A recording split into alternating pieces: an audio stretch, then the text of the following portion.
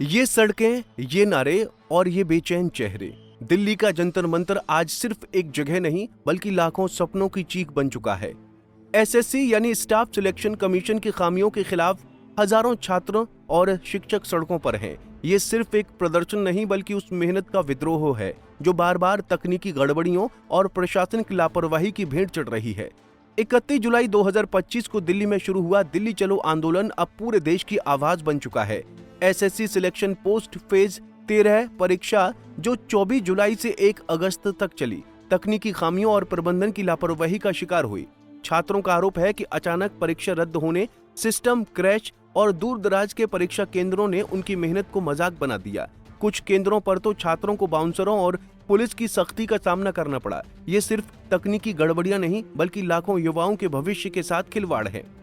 छात्रों का कहना है कि नए वेंडर एडुक्विटी की क्षमता ने हालात और बिगाड़ दिए। पहले टीसीएस के पास ये जिम्मेदारी थी, लेकिन अब सवाल उठ रहे हैं, क्या ये वेंडर 30 लाख उम्मीदवारों वाली आगामी एसएससी सीजीएल परीक्षा को संभाल पाएगा? मांग स्पष्ट है, मांग क्लियर है। एसएससी का पेपर ट्रांसपेरेंट चाहिए, पहली चीज। दूसरी चीज, जिस कंपनी को ये टेंडर अलॉट हुआ था, सेंटरों को पेपर कंडक्ट कराने में वो कंपनी विफल दिखी है। आज से जब इंदौर में पटवारी घोटाला हुआ था तब भी सेम कंपनी को टेंडर हुआ था, वो कंपनी 55,000 से ज्यादा शिकायतें दर्ज होने के बाद भी कमीशन की चुप्पी ने आग में घी डाला है।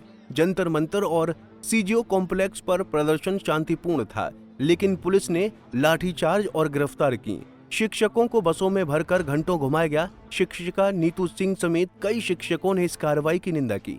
ये सवाल उठता है, क्या शांतिपूर्ण प्रदर्शन भी अब अपराध है? छात्रों की मांग साफ है, पारदर्शिता, वेंडर की जवाबदेही और स्वतंत्र जांच। वो चाहते हैं कि उनकी मेहनत का सम्मान हो, उनका भविष्य सुरक्षित हो। आजाद समाज पार्टी के अध्यक्ष और सांसद चंद्रशेखर आजाद ने भी छात्रों की मांगों को लेकर सरकार से कई सवाल उठाए हैं।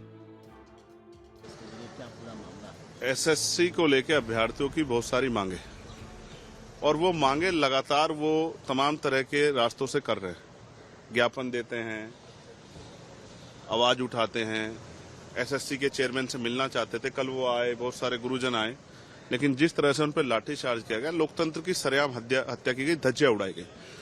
कल जो मैंने उन पर लाठीचार्ज देखा तो मैं गया, लेकिन जिस थाने में पहुंचा जहां खबर आ रही थी वहां वो लोग नहीं थे।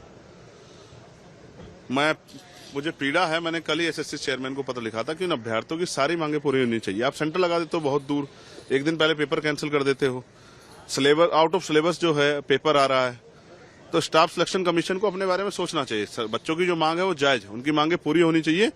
और जिन गुरुओं पे और बच्चों पे लाठियां चली है, मैं उनके लिए हृदय से जो है पीड़ा महसूस करता हूं। सरकार को या पुलिस को इस तरह कदम नहीं उठाने चाहिए। यही बच्चे हैं जो कल देश का, प्रदेश का भविष्य बनेंगे। इनको पीट के क्या साबित करना चाहते हैं?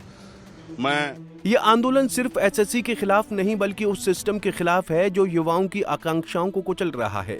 सरकार और कमीशन को अब जवाब देना होगा। ये नौजवान देश का भविष्य हैं, उनकी पुकार को अनसुना नहीं किया जा सकता। Bureau report, Punjab Kesari TV. हमसे जुड़े रहने के लिए हमारे YouTube चैनल को सब्सक्राइब करें और नई वीडियो की नोटिफिकेशन के लिए बेल आइकॉन को दबाएं।